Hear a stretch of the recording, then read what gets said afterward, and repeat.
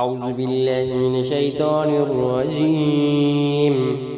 بسم الله الرحمن الرحيم.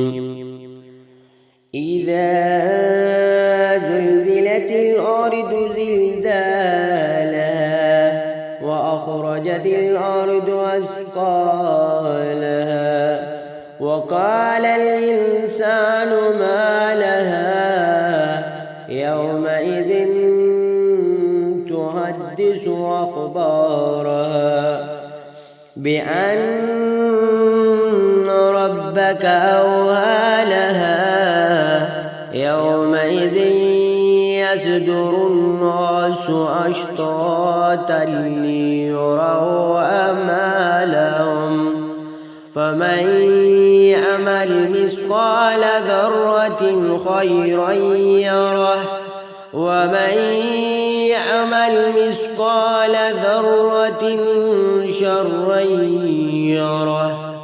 صدق الله العظيم.